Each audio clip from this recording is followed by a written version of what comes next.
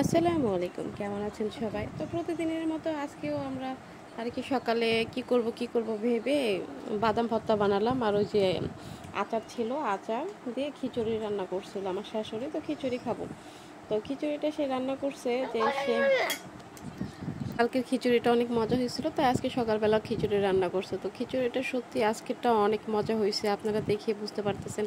তো আমি আর আমার ছেলে এত মজা করে খেয়েছি যে বলার বাইরে। তো আমি বারবার কাঁচামরিচ উঠাই দিতেছি, আর আমার ছেলে কি করতেছে, টোকা মেরে কাঁচামরিচগুলো ফেলে দিচ্ছে। কেন রে বাবা, তোমার কাঁচামরিচ ফেলে দিতে হবে কেন? দেখো কত সুন্দর দেখা যাচ্ছে না, সে এটা দেখবে না। তো পাশে বাদাম ভর্তা এত মজা হয়েছে। বাদাম ভর্তাটা আমি কালকে বিকেলেই করে রাখছিলাম। তো এই খিচুড়ি তো খাবো খিচুড়ির প্লেট নিয়ে গোল গোল ঘোরাচ্ছে আর বলছে, আম্মু দেখো কত মজা হয়েছে, তাই না? বলছে হ্যাঁ মজা তো হয়েছে, কিন্তু তুমি এমন করতেছো কেন? আচ্ছা যাই হোক, খিচুড়ি টিচুড়ি খাওয়ার পরে আজকে আমরা করলা ভাজি করবো। সেই জন্য দেখেন কত ফ্রেশ ফ্রেশ করলা, তাই না? এই ফ্রেশ ফ্রেশ করলায় আজকে আমরা ভাজি করবো। সাথে যে আজকে পাবদা মাছ অনেকে কষায় রান্না করে, অনেকে ভেজে রান্না করে। আমরা অবশ্য সবাই ভেজে খেতে পছন্দ করি, তাই ভেজেই রান্না করতেছি। ভেজে অনেক বেশি মজা লাগে।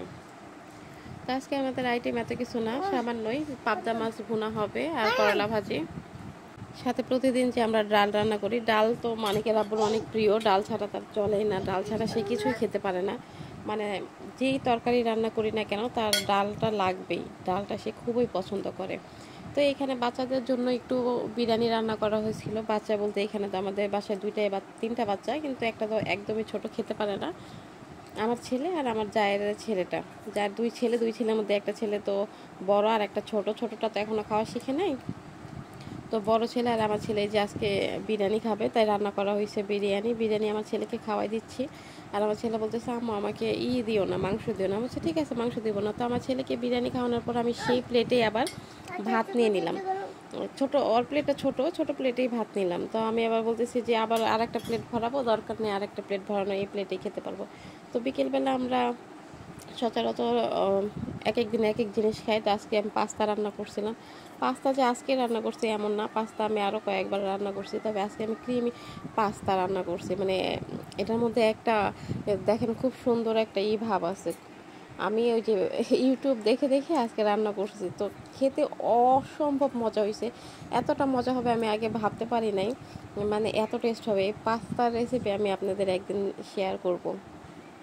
মানে এতই টেস্ট হয়েছে পাস্তাটা। তা আমার ছেলে বারবার খাচ্ছে, এখনও খাচ্ছে, একটা একটা করে খাচ্ছে। বলতেছে আম্মু আমাকে একটা একটা করে দাও, অতগুলি খেতে পারবো না। বিশ্বাস করেন আমি ওর জন্য এক বাটি পাস্তা নিয়ে আসছিলাম, ও এমনি কোনো খাবারই খেতে চায় না। এক বাটি পাস্তায় সে একটা একটা করে সবটাই খেয়ে ফেলছে। এই যে এই বাটিটা সে পুরাটাই খেয়েছে, এতটুকুই। তো আমি তো খুবই খুশি যে এখন থেকে আমি এভাবে ওর জন্য পাস্তা তৈরি করব। আজকে তো বাড়ির সবার জন্য রান্না করছি, এবার থেকে যদি ও খেতে চায় তাহলে ওর জন্য আমি এভাবে পাস্তাটা রান্না করবো। পাস্তাটাতে আমি বাটার ব্যবহার করছিলাম, তারপরে সাদা এক ধরনের ক্রিম ব্যবহার করছিলাম, যেটা আমি দুধ আর বাটার দিয়ে তৈরি করছিলাম। তো পাস্তাটা খেতে অসম্ভব মজা হয়েছে। তো আমার ছেলেকে বলতেছে আব্বু কেমন হয়েছে? ও বলো আম্মু অনেক মজা হয়েছে। আচ্ছা, আসসালামু আলাইকুম, সবাই ভালো থাকবেন, আমার পাশেই থাকবেন।